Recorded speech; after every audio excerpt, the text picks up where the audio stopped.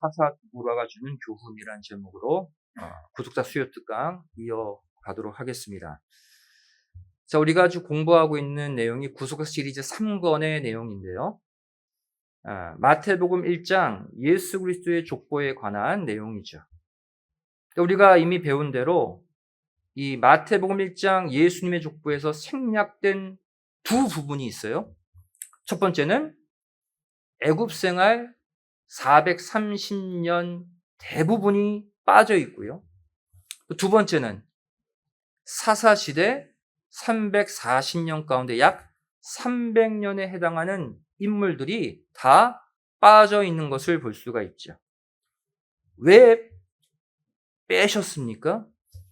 바로 하나님을 무시하고 죄악을 저질렀던 죄악의 두 시대를 모두 빼버리셨죠. 근데 이 가운데 이 사사시대, 죄악의 시대로 이미 평가받은 사사시대에서 우리가 주목해야 될 것이 하나 있습니다. 바로 자기 소견에 옳은 대로 행했던, 하나님의 뜻을 저버리고 살았던 그 사사시대, 죄악의 시대에서도 신앙의 빛을 발한 인물들이 있었다는 사실이, 그들이 바로 사사기에 기록된 사사들이죠. 이것은 오늘날 영적 사사시대를 살고 있는 우리도 이 사사들과 같은 신앙의 빛을 비추어야 할 것을 이들을 통해 보여주고 계십니다. 오늘은 이 여러 사사들 가운데 특별히 사사 드보라에 관해서 함께 생각해 보도록 하겠습니다. 드보라라는 사사, 성경에 등장하는 네 번째 사사입니다.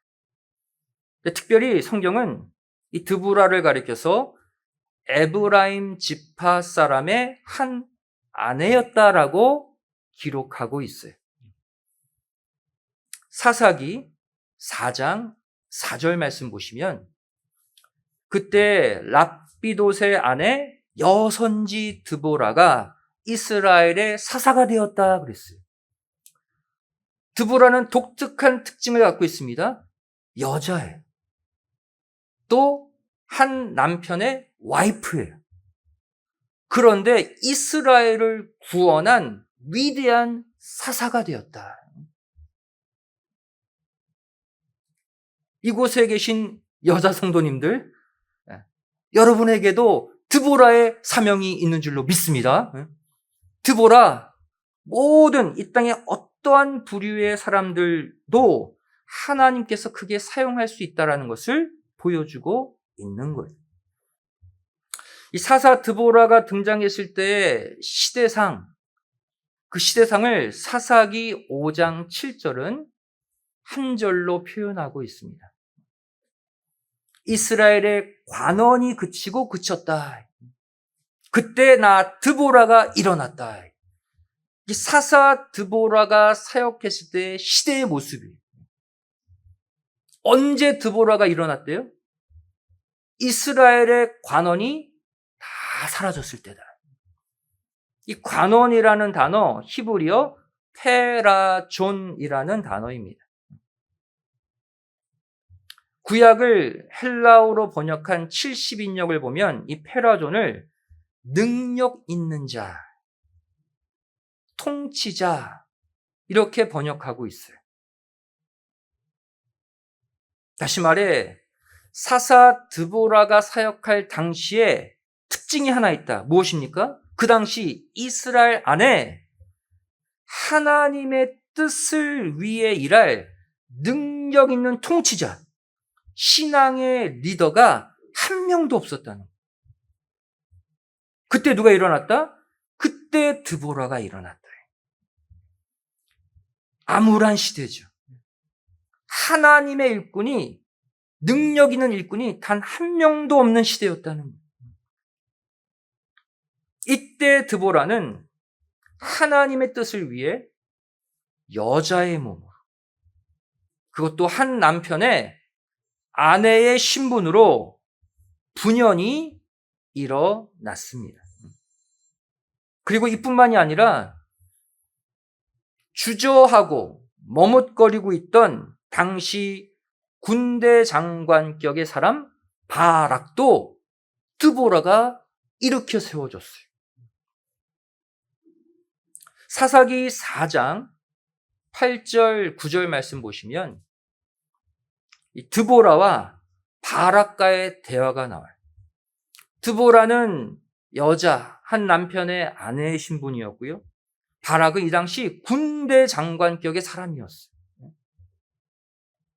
이들의 대화를 봅시다. 바락이 그에게 이르되 드보라에게 이렇게 말하죠. 당신이 나와 함께 가면 내가 가려니와 당신이 나와 함께 가지 아니하면 나는 가지 않겠노라.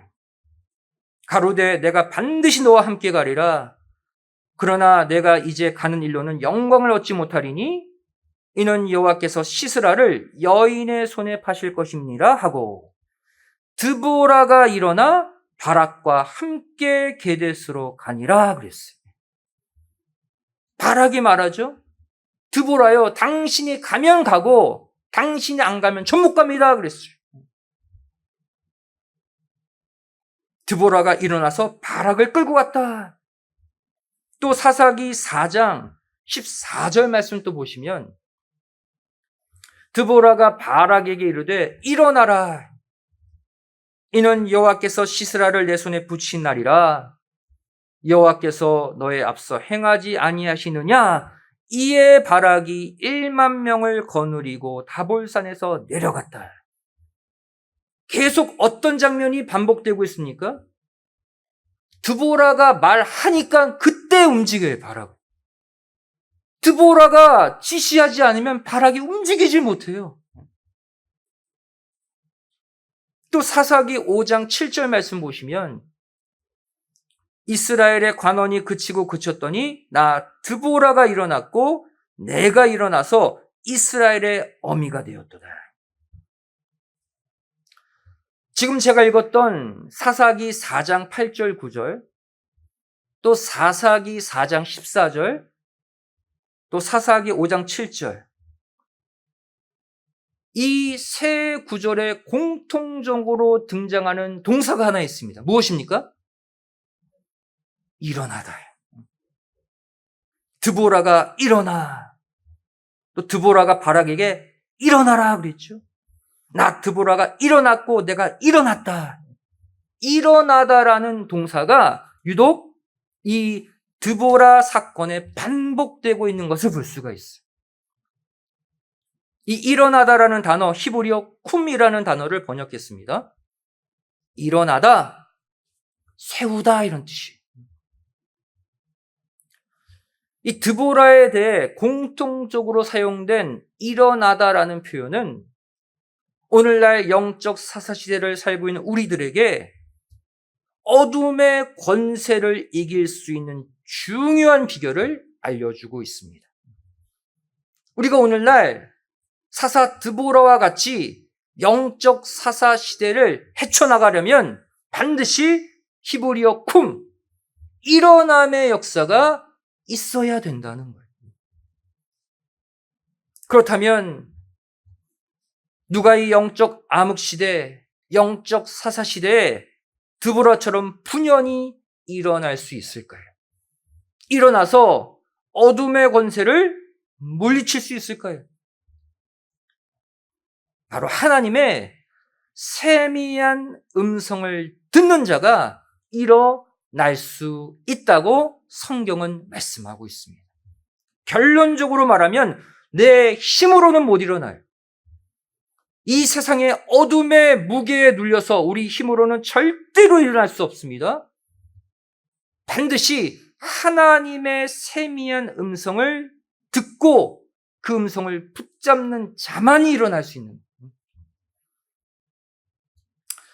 성경에 다른 인물 하나 예를 들도록 하겠습니다. 바로 엘리야 선지자 시대로 가봅시다. 엘리야는 어떠한 선지자입니까? 그 당시 드보라와 비슷한 시대를 살았어요. 암흑의 시대. 북이스라엘 왕 아합이 또 그 아내 이세벨이 온갖 우상을 가져다가 북이스라엘을 타락시키고 있을 때 그때 활동했던 선지자가 엘리야예요. 근데 이 엘리야가 바알 선지자, 아세라 선지자 도합 850대 1로 싸워서 이겼죠.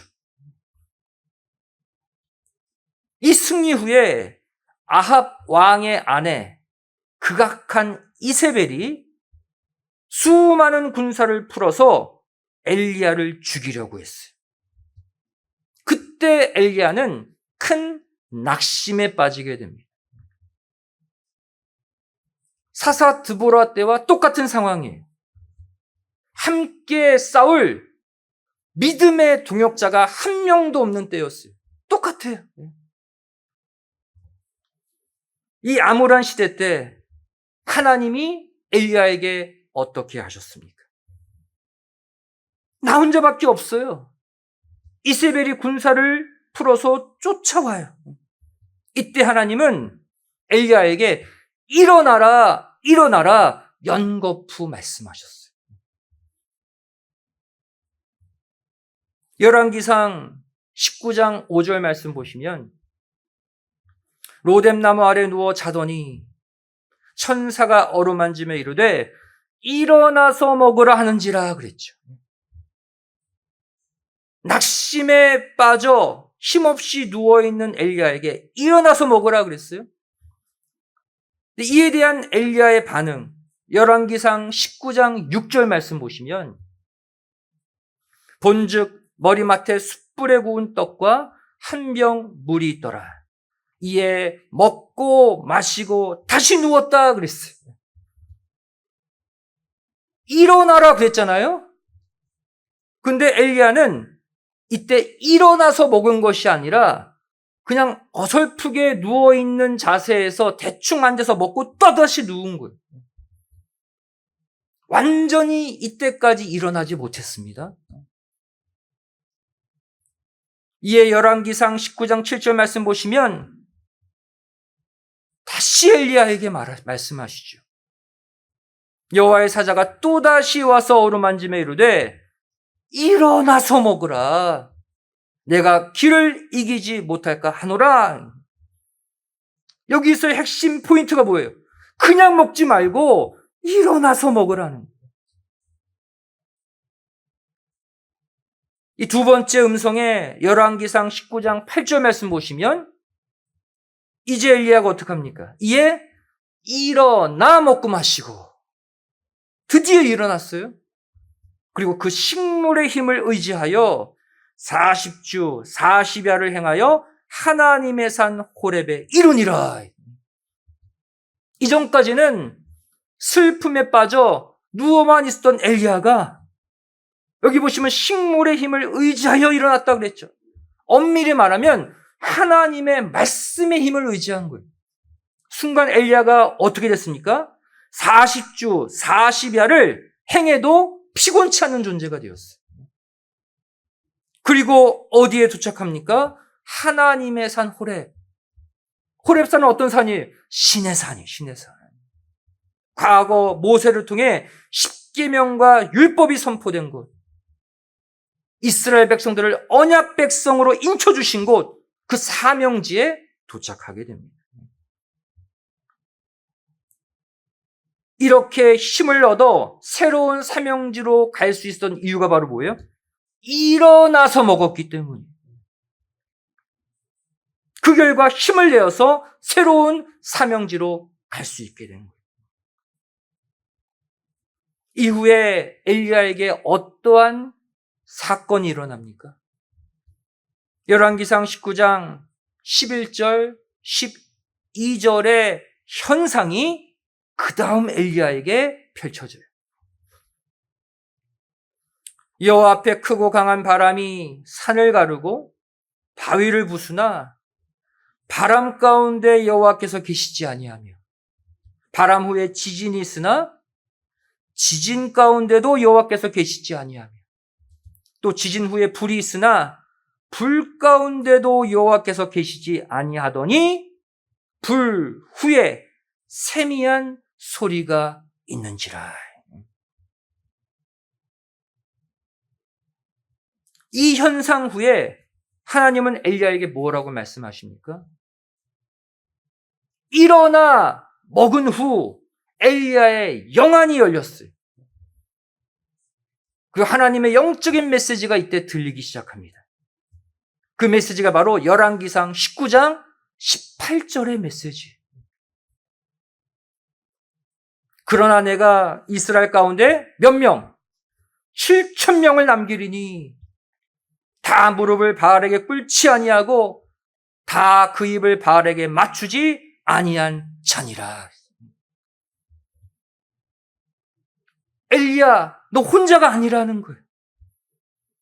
너는 지금 못 보고 있었지만 내가 7,000명의 동역자를 준비해 놓았으니 힘내라는 거예요. 여러분, 우리가 항상 잊지 말아야 될 진리가 이 속에 담겨져 있습니다. 우리 눈으로 볼 땐 내가 혼자인 것 같을 때가 있죠. 아무도 내 마음을 몰라주고 나와 함께 하나님의 사명을 감당할 자가 한 명도 없는 것처럼 보여요. 하지만 하나님은 내가 보지 못하는 곳에 무수한 동역자들을 준비해 놓고 내가 뭐하기만 해? 일어나기만을 기다리고 계신다는 거예요. 내가 하나님의 말씀을 듣고 일어나기만 하면 수많은 동역자와 함께 하나님의 큰 일을 감당하는 역사가 이때 일어난다는 거예요. 결국 엘리야는 언제 완전히 일어나게 됩니까? 하나님의 어떠한 음성, 세미한 음성을 듣는 순간 영육간 완전하게 일어나게 된 것을 볼 수가 있습니다. 그리고 마지막까지 사명을 감당하다가 죽지 않고 살아서 하늘로 승천한 위대한 선지자로 이 땅의 생을 마감하게 된 거예요. 처음에는 혼자 죽고자 했던 엘리야가 마침내 죽음을 이기고 하늘로 변화된 위대한 선지자로 바뀌게 된 거예요. 뭐했기 때문에? 하나님의 음성을 듣고 일어났기 때문이에요. 열왕기하 2장 11절이 말씀하고 있죠. 두 사람이 행하며 말하더니 호련히 불수레와 불말들이 두 사람을 격하고 엘리야가 회리바람을 타고 승천했다.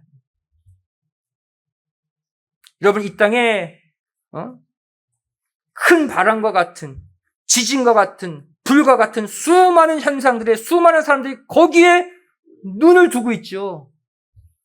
하지만 우리는 그때 그 사이에서 세미하게 흘러나오는 하나님의 음성에 귀를 기울여야 할 줄로 믿습니다. 왜 우리가 낙심하는 줄 아세요? 이 땅의 커다란 일들에만 내 마음이 빼앗겨서 그래요. 여러분, 이 땅의 큰 지진, 바람, 불, 거기 하나님이 계신 게 아니에요. 하나님의 역사는 그것들과 함께 일어나는 게 아니에요. 바로 하나님의 말씀. 이 땅의 무수한 사건에 비하면 성경, 작고 세미해 보이지만 이 하나님의 말씀을 붙잡을 때 이 땅의 큰 지진, 불, 바람을 집어삼키는 위대한 사역자가 우리가 될 줄로 믿습니다. 결국 엘리야는 어떠한 존재까지 됐습니까? 이후 신약 시대 때까지 나타난 존재가 됐어요. 예수님이 변화산에서 영광스러운 몸으로 변화되실 때 모세와 함께 나타난 특별한 존재까지 된 것을 볼 수가 있어요. 누가복음 9장 30절부터 32절에 기록되어 있죠. 문득 두 사람이 예수와 함께 말하니 누구와 누구다? 모세와 엘리야다. 구약의 수많은 위대한 인물 가운데 예수님이 딱 두 명만 뽑아서 데리고 오셨어요. 누구예요? 율법의 아버지 모세와 바로 방금 살펴본 일어나서 마지막 사명을 감당한 엘리야를 부르셨어요.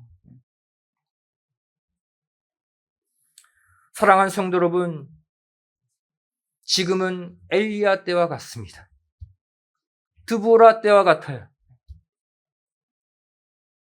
우리가 방금 살펴본 엘리야 때처럼 말세로 갈수록, 마지막 때로 갈수록 우리 편, 하나님 편, 말씀의 편도 점점 줄어들어요. 세상 편은 점점 많아집니다. 순간 나 혼자 싸우는 것 같은 느낌이 들 때도 있어요. 하지만 이때 드보라처럼, 엘리야처럼 분연히 다시 일어서려면 이 세상을 뒤흔드는 커다란 바람, 커다란 지진, 커다란 불 사이로 흘러나오는 하나님의 세미한 음성을 들을 수 있는 영적인 귀가 열려야 할 줄로 믿습니다. 이 땅에 보여지는 커다란 일들에 마음 빼앗기지 마세요. 큰일 났어. 지금 우리 집에, 우리 직장에, 내 주변에 이렇게 사람들이 아우성돼도 여러분은 어디에만, 그 사이에서 흘러나오는 하나님의 세미한 음성, 하나님의 말씀에만 집중하세요. 결국 그 말씀이 나를 일으켜 세우고 그 말씀이 영적 사사시대에서 우리가 쓰임받는 위대한 동력을 허락해 주실 줄로 믿습니다. 결국 드보라가 히브리어 쿰으로 일으켜 세운 바락. 바락 어땠어요? 남자예요. 군대 장관이었어요. 그런데 드보라요. 당신이 안 가면 저 못 갑니다. 드보라가 말하기 전까지 꼼짝도 못했던 그 바락이 결국 어떻게 되었습니까? 바락도 신약에 또다시 등장해요. 어디에? 위대한 믿음의 사람들만 뽑아서 기록된 히브리서 11장 믿음의 장에 누구의 이름이? 바락의 이름이 기록된 것을 볼 수가 있어요. 누구 때문에? 사사 드보라 덕택이죠. 히브리서 11장 32절 말씀 보시면 내가 무슨 말을 더하리요? 기드온, 바락, 삼손, 입다와 다윗과 사무엘과 및 선지자들의 일을 말하려면 내게 시간이 부족하리로다. 히브리서 11장 믿음의 장에 누구의 이름이? 그 바락의 이름이 기록된 거 보세요. 그렇다면 왜 히브리서 11장 믿음의 장에 하나님은 왜 사사 드보라의 이름이 아니라 바락의 이름을 기록하셨을까요? 저는 고민해봤거든요. 여러분 고민한 적 있어요? 왜 바락이야? 바락은 드보라 때문에 겨우 움직인 사람인데 뭘 보여준 거예요? 바락은 드보라의 믿음의 열매였음을 보여준 거예요. 주저주저했던 바락이 히브리서 11장에 기록됐다면 누구는? 그를 일으켜 세운 드보라는 더 위대한 믿음의 사람임을 간접적으로 보여주시는 거예요. 마태복음 7장 20절에 기록되어 있죠. 이러므로 그의 열매로 그들을 알리라. 여러분, 하나님은요, 우리의 믿음을 우리 스스로의 말과 행동과 헌신으로도 판단하시지만 내가 믿음으로 일으켜 세운 그 영혼을 통해 내 믿음을 평가하신다는 사실을 아셔야 돼. 그러니까 나만 잘 믿으면 안 된다는 거예요. 나를 의지하는 내 옆에 그 이웃, 그 성도들을 내가 일으켜 세우고 또 내 자녀들을 나의 믿음처럼 일으켜 세울 때 그들을 통해 야, 너 아무개 권사, 아무개 장로, 아무개 집사 그 열매들을 보고 내가 너를 인정한다. 우리도 그러한 평가를 받을 줄로 믿습니다. 이제 우리도 이 사사 드보라처럼 또 엘리야처럼 여러분 이 땅에 수많은 일들이 앞으로도 펼쳐질 것입니다. 하지만 그 큰 바람, 지진, 불에 마음 빼앗기지 마시고 어디에만 그 사이에서도 매주 수요일, 매주 주일, 매주 토요일 여러분에게 날마다 흘러 들어가는 세미한 하나님의 음성, 그 말씀에만 집중하시고 그 말씀만 놓치지 않으시는 가운데 나도 분연히 일어나시고 또 다른 영혼들도 일으켜 세울 수 있는 믿음의 대장부들로 남은 생에 살아가시기를 주님의 이름으로 간절히 축원드리겠습니다. 기도하시겠습니다. 사랑하신 아버지 하나님 감사드립니다. 자기 소견에 오른 대로 자기 마음대로 믿고 자기 마음대로 죄짓고 자기 마음대로 살고 있는 이 혼탁한 영적 사사시대에 저희를 신령한 믿음의 사사들로 불러주신 줄로 믿습니다. 오늘 사사 드보라를 통해 저희를 깨닫습니다. 아무리 이 땅에 인상의 짐, 죄악의 짐이 나를 억누르고 나를 쓰러뜨린다 할지라도 드보라처럼 엘리야처럼 하나님의 세미한 음성, 하나님의 신구약 성경의 말씀을 듣고 일어나는 믿음의 용사들이 되게 하여 주시옵소서. 우리가 말씀을 듣고 일어나기만 하면 나에게 새 힘을 주시는 분은 아버지 하나님이신 줄로 믿습니다. 일어나 다시 이 세상에 생명의 복음을 전하는 믿음의 사명자로 또다시 일어나 또다시 전진하는 우리의 남은 생애가 되게 하여 주시옵소서. 나의 믿음의 헌신으로 내 이웃을 세우고 내 자녀를 세우는 믿음의 드보라의 인생들이 되게 하여 주시옵소서. 간절히 빌고 소원하오며 사랑 많으신 예수님의 이름으로 기도드리옵나이다. 아멘. 함께 하겠습니다.